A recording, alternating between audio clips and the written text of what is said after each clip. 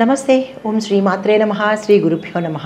శ్రీ క్రోధినామ సంవత్సరం మార్గశిర మాసం డిసెంబరు నెల 2024 మేషాది ద్వాదశ రాశుల వారికి ఎలా ఉండబోతోంది ఇప్పుడు పరిశీలన చేద్దాము. ముందుగా కర్కాటక రాశి వారికి గురుఫలం వలన బంధుజనులను దూషిస్తారు. సర్వ కార్యములందు ప్రయత్నాలు చేస్తారు, కానీ ఆ ప్రయత్నాలు సఫలం కావు. అతి కష్టం మీద మాత్రమే మీరు కొన్ని పనులను చేసుకోగలుగుతారు. ఉపవాస ఫలితము, ఉపాసనా ఫలితము కూడా మీకు అందుబాటులోకి రెండూ సిద్ధిస్తాయి. అంటే ఉపాసనా ఫలితము అంటే ఏమిటి అంటే, మీరు ఎవరి ద్వారానైనా మంత్రాన్ని కనుక తీసుకున్నట్టయితే దాన్ని ఉపాసన చేస్తే సిద్ధి పొందుతారు. ఆ సిద్ధి పొందే అవకాశము మీకు ఈ మాసంలో దొరుకుతుంది. రాహు యొక్క ఫలితం వల్ల ధన ధాన్యముల యొక్క నష్టము, తలత్రిపుట, మనోవ్యాకులత, ఆరోగ్య భంగము, కార్యక్రమములందు అపజయము, ఆటంకాలు ఎదురవుతాయన్నమాట. కొంచెం జాగ్రత్తగా వ్యవహరించవలసిన స్థితి ఈ మాసము. అయితే కేతు ఫలితం వల్ల మనస్తాపనకు గురి అవ్వడము, సహోదరులతో, మీ అన్నదమ్ములు అక్క చెల్లెళ్లతో కలహాలు వచ్చే అవకాశం ఉంది. చాలా జాగ్రత్తగా వ్యవహరించండి. ప్రతి పని నెరవేరడము అతి కష్టం మీద జరుగుతుంది. కష్టాలు అనుకోకుండా మీకు కష్టాలు కావు, కానీ ప్రతిదీ కష్టంగా అనిపించే భావన కలుగుతుంది. అశుభ వార్తలు, అశుభ ఫలితాలు వినే అవకాశం ఉంది. చాలా జాగ్రత్తగా ఉండండి. మొత్తంగా ఈ రాశి వారికి జన్మలో కుజ, 5లో రవి, బుధ, 6వ ఇంట శుక్రుడు ఉండడం వల్ల భార్యా బిడ్డలతో వివాదము, విచారము కలిగే అవకాశం ఉంది. శత్రువుల పీడ, అనారోగ్యంతో బాధపడము, బంధువులచే అనవసరంగా మాట పడ్డము, ధన వ్యయము, దేహానికి సంబంధించినటువంటి బాధలు ఈ రాశి వారికి ఏర్పడబోతున్నాయి. తర్వాత ధన విషయంలో మీకు రాబడి, ఏ మూలకంగానైనా ధన విషయంలో వచ్చే రాబడి మీకు మిశ్రమంగా వస్తుంది.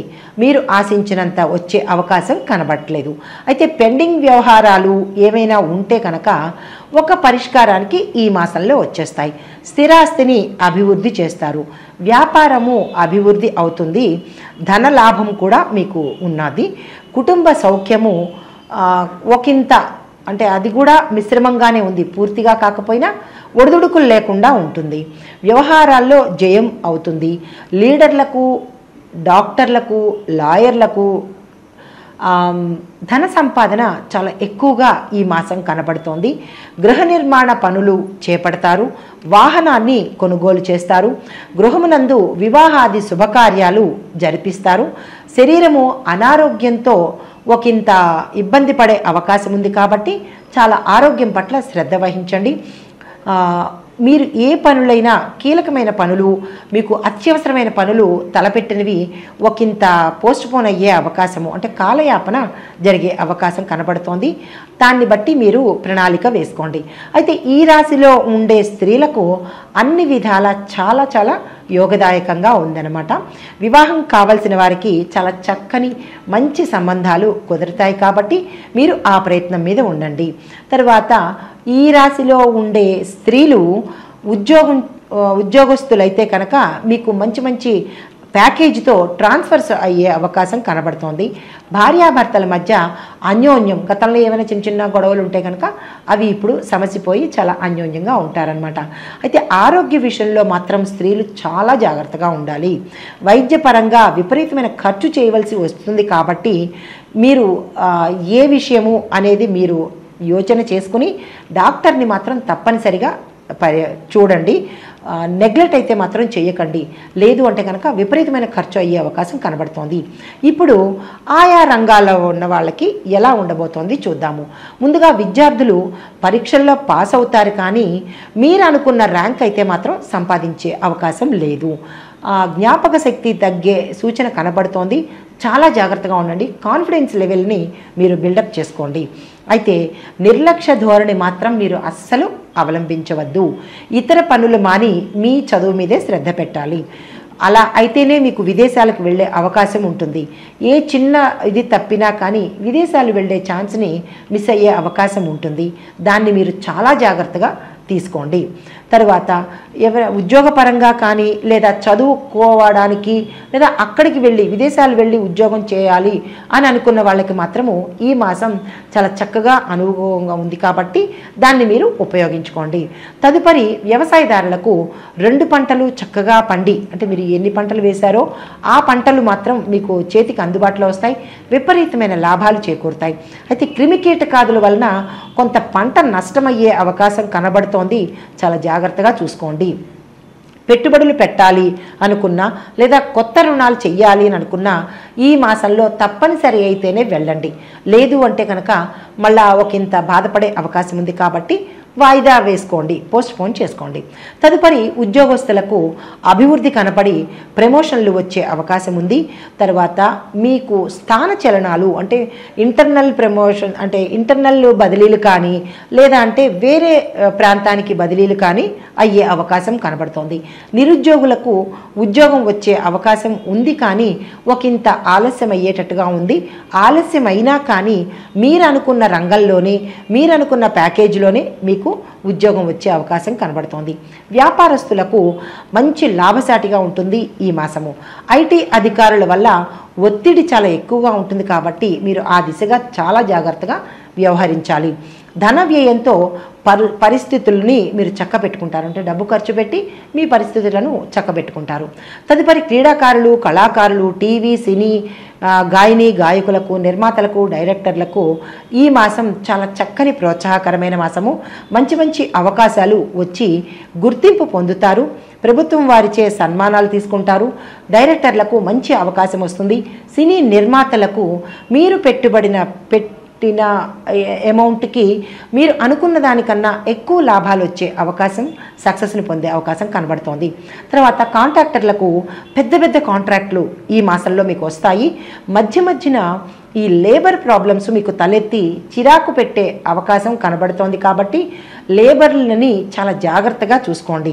వారు కనుక నిర్లక్ష్యం చేస్తే వారి వల్ల మీ పనులు ఆటంకమయ్యి అవి ఖర్చులు పెరుగుతాయి, అనుకున్న సమయానికి పూర్తి చేయలేకపోయామే అన్న మనోవ్యాధి వచ్చే అవకాశం ఉంది కాబట్టి ఆ దిశగా చాలా జాగ్రత్తగా వ్యవహరించండి. తర్వాత మీరు అనుకున్న సమయానికి మీకు విశేషమైన లాభాలు, డబ్బులు అందే అవకాశం కనబడుతోంది. బకాయి పడిన బిల్లులు, ఏవైనా పెండింగ్లో ఉన్న బిల్లులు కానీ మీకు సమయానికి చేతికి అంది వస్తాయి. తదుపరి రాజకీయ నాయకులకు ఆలస్యంగా వెలుగులోకి వచ్చే అవకాశం ఉంటుంది. ఎక్కడికి వెళ్ళినా గౌరవ మర్యాదలు పొందుతారు. అధిష్టాన వర్గం నుంచి మీకు మంచి పదవులు వచ్చే అవకాశం ఉంది. ప్రజాదరణ, ముఖ్యంగా ప్రతి ఒక్కరికి కావాల్సింది ప్రజల అభిమానం, అది మీరు చక్కగా ఈ మాసంలో పొందుతారు.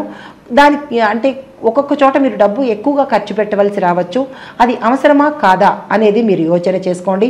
కొత్తగా రాజకీయ రంగంలోకి రావాలి అని అనుకున్న వాళ్లకు ఈ మాసం చాలా అత్యంత అనుకూలమైన మాసం కాబట్టి మీరు ఆ ప్రయత్నాలను ప్రారంభించవచ్చు. ఇప్పుడు నక్షత్రాల వారీగా పరిహారాలు, సూచనలు. ముందుగా పునర్వసు నక్షత్రం వారికి చేయవలసిన పని ఏంటంటే పెద్దలను, పండితులను మీరు గౌరవించాలి, సన్మానం చేయాలి. వీలైతే వారికి కొంత ధన సహాయాన్ని కూడా చేస్తే కనుక మీకు వారి ఆశీస్సులతో గ్రహపీడలు ఏవైనా ఉంటే కనుక తప్పిపోతాయన్నమాట. అయితే గురు ఆలయాలను సందర్శించాలి. మీ యొక్క అదృష్ట సంఖ్య 2, 3, 7, 9. మీ యొక్క అదృష్ట వారాలు సోమ, గురు, శనివారాలు. గురువార నియమం మీరు పాటించుకొని ఈ ప్రయత్నం చేసినట్టయితే కనుక గురువు విశేషించి మీకు అనుకూలంగా మారే అవకాశం కనబడుతోంది. తదుపరి పుష్యమి నక్షత్రం వారికి చెప్పదగిన సూచన ఏంటంటే అనాథలను, వృద్ధులను సహాయం చేయండి, వారిని దర్శించండి. ఆ పలానా ప్లేస్లకి అంటే వారు ఉండే ప్రదేశాలకు వెళ్ళి వారితో కాసేపు టైం స్పెండ్ చేసి వారికి మీరు ఎంత ఇవ్వగలుగుతారో అంత సహాయం చేయండి. లేదా వారితో పాటు సమయాన్ని గడిపితే కనుక ఆ భగవంతుడి యొక్క అనుగ్రహానికి మీరు పాత్రులయ్యే అవకాశం ఉంది. తర్వాత శనివారం నాడు రావి చెట్టుకి ప్రదక్షిణాలు చేస్తూ చెట్టు మొదట్లో తీపి పదార్థాన్ని ఉంచండి. తీపి నీరుని మీరు అంటే పంచదార నీళ్ళు కానీ బెల్లం నీళ్ళు కానీ రావి చెట్టు మొదట్లో కనుక పోసినట్టయితే అక్కడ ఉన్న చీమలు కానీ అక్కడ ఉన్న క్రిమికీటకాదులు కనుక తిన్నట్టయితే మీకు గ్రహదోషాలు అనేవి పోతాయన్నమాట. మీ యొక్క అదృష్ట సంఖ్యలు 1, 3, 4, 9. మీ యొక్క అదృష్ట వారాలు ఆది, బుధ, శనివారాలు.